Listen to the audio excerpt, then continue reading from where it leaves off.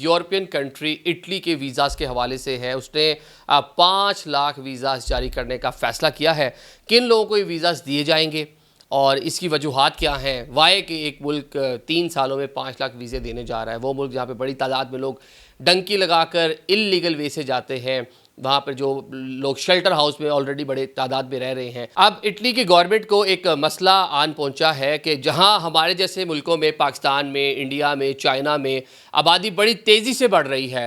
मतलब अब पाकिस्तान की बात कर ले तो हर साल हम एक न्यूजीलैंड या एक श्रीलंका जितना मुल्क, जितनी उनकी आबादी है, वो अपने सिस्टम में ऐड करते चले जा रहे हैं, जो एक कह लें कि किसी भी टाइम फट जाएगा। मतलब इतना ज़्यादा कि आपकी हर चीज़ जो है उससे मुतासिर हो रही है। लेकिन इटली जैसे मुल्क में जनाब लोग मर बहुत ज़्यादा तादाद में रहे हैं, शरह अमवात बहुत ज़्यादा है, शरह पैदाइश जो है वो बहुत कम होती जा रही है, लोग बच्चे पैदा करना छोड़ गए हैं, मतलब बहुत कम होती जा रही है।